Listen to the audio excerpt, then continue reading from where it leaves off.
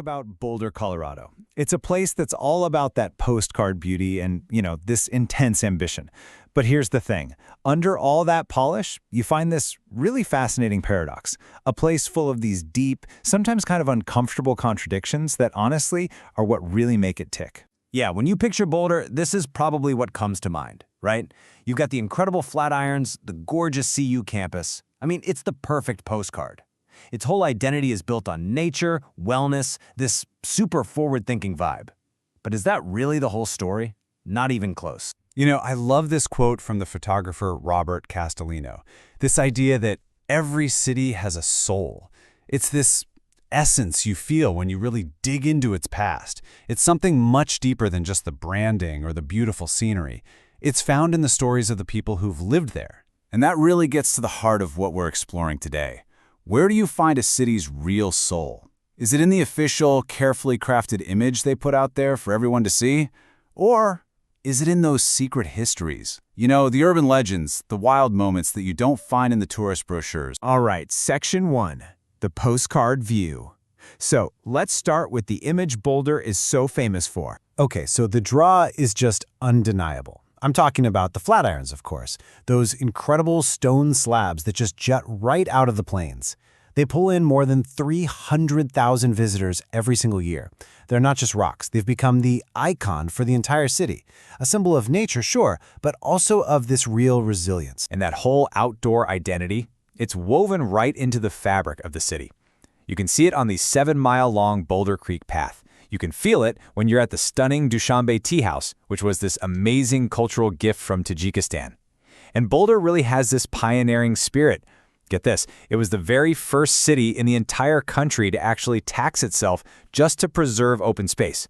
Even the campus is a certified tree campus. I mean, this is the Boulder that everyone knows and for the most part loves. Okay, Section 2, Legends of the Landscape. Now let's flip that perfect postcard over. It's time to look at the unofficial history. Those candid, sometimes gritty stories that reveal a totally different side of Boulder. And this hidden history it's just incredible.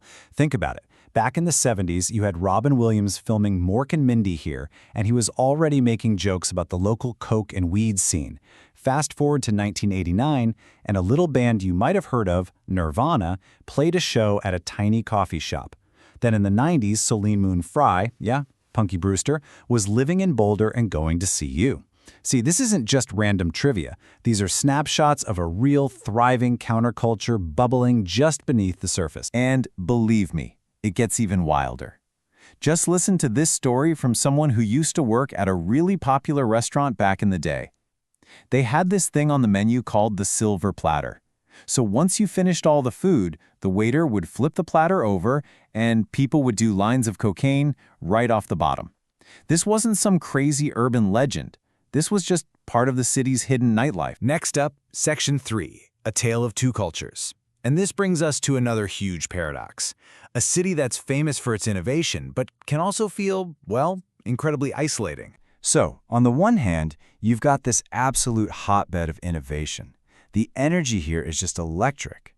We're talking about roughly 2,000 new businesses getting launched every single year. It's a total magnet for entrepreneurs, for brilliant thinkers, and for serious high achievers. But here's the flip side of that intense, high-achieving culture. As one person who used to live here put it, their 2 years in Boulder were the loneliest they'd ever been. And the reason why is pretty interesting. A lot of the social life revolves around individual, goal-oriented sports, like climbing or skiing. And as their friend found out the hard way, if you stop doing the sport, those friendships, they can just disappear, almost instantly. Okay, Section 4, the community paradox. This tension between the individual and the community, it really comes to a head with one of Boulder's most visible and complex challenges, homelessness. It's where you see this clash between compassion and cost. A former shelter director, a guy named Greg Harms, came up with a really powerful way to explain it. He called it the bathtub analogy. So picture this. The city's resources for homelessness are a bathtub. The drain, that's people successfully getting into stable housing. But the faucet? The faucet is turned on full blast with a constant flow of new people falling into homelessness. And the numbers, they absolutely back this analogy up. So in 2024, the city managed to help 318 people get out of homelessness. That's the drain working, right? It's good news. But in that same period, 682 people needed services for the very first time. The faucet is pouring in water almost twice as fast as the drain can let it out. The tub just keeps filling up. And the cost of this overflowing tub, it's just staggering, both financially and socially. The city estimates that the public cost for just one person to live rough, when you factor in everything from policing to cleanups to emergency services, is around $60,000 a year. So that leads us to Section 5, Designing the Future. What do you do with all these contradictions? Well, in Boulder's case, it looks like they're trying to literally engineer a new kind of soul by designing a more connected future. A perfect example of this is the CU Boulder 2021 Campus Master Plan. Now, this isn't just some boring plan for new buildings. No, it's a 30-year vision to completely change the entire feel of its campuses, to transform them from these kind of isolated zones into active, vibrant, 24/7 communities. And you can really see that vision in action right here. On the left, that's the current Williams Village. It's fine, but it's a little inefficient, kind of disconnected.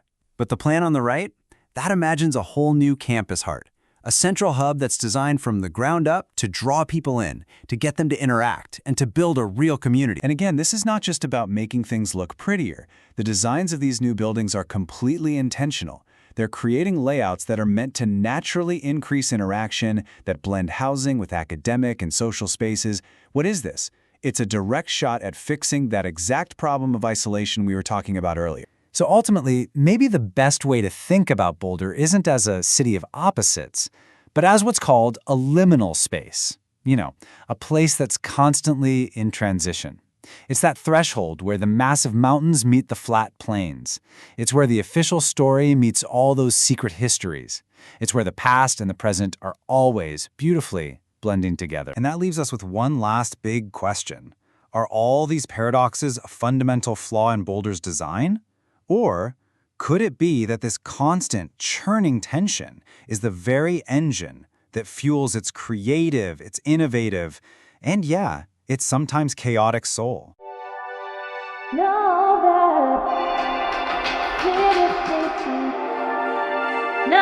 that